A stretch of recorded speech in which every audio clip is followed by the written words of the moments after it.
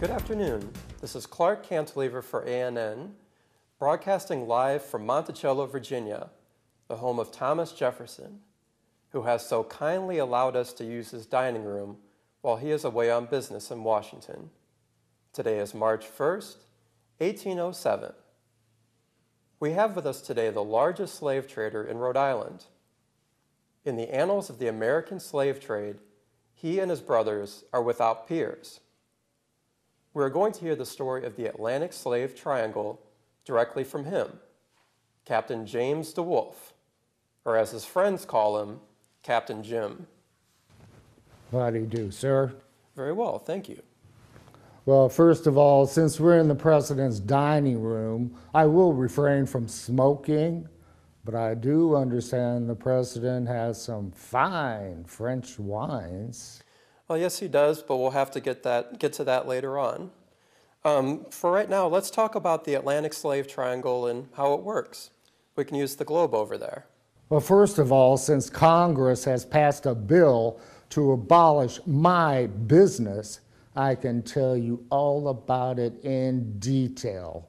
Although I doubt a trade that has existed for 3 centuries and will probably go into piracy will be stopped by one law, especially since the sugar and cotton plantations still exist. Yes, you may be right, but let's go on. Can you give us an outline of how the slave trade works? Well, first of all, we have distilleries in Bristol, my town, and Newport, Rhode Island. 30 distilleries in the state, converting rum out of molasses to trade with. Not ready to sail yet. First of all, we need to stock up on tobacco, rum, wool textiles, jewelry, knives, bread, gunpowder, cheap guns. Oh, and pots and kettles, we can't forget that. There is little or no demand for money. So now we can set sail on the first leg of the triangle to Guinea, Sierra Leone, and the Slave Coast, or Gold Coast, whatever you want to call it. Well, now that you're in Africa, do you go to a slave market or store? No, auction? not at all. There are factors to be dealt with, which means agents of the African kings who kidnap their own natives or their neighbors. But we show them our wares, and with a dash of rum or a musket, which you can call a bribe, we go to a pal labor house. Why, it takes weeks up to a month to slave up or stock up a ship. You know, it costs 200 gallons down to 150, mostly 200, for one good working male slave. And now you're ready to take them back to Rhode Island? No, Rhode Island was never profitable in the slave labor trade. Our people prefer white servants over Negroes because of their tempers. I need to sell these slaves for molasses.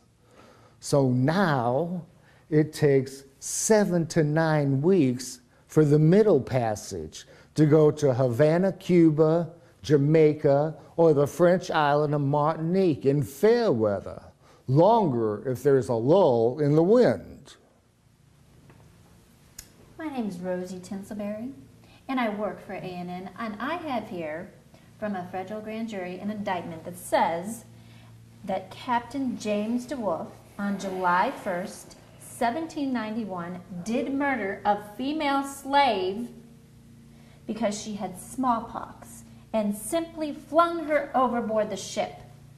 Details said that Captain James deWolf did clenched, seized upon her body, pushed, cast, and threw her out of the vessel into the sea and the ocean, whereby she then there sank, drowned, and died, and is now resting at the bottom of the Atlantic Ocean. What do you have to say about that? Those charges are baseless, made up, and exaggerated by the right-wing extremists and the newspapers. I was never convicted of that crime. My record is clean. and the case was never processed, and the warrant was never served.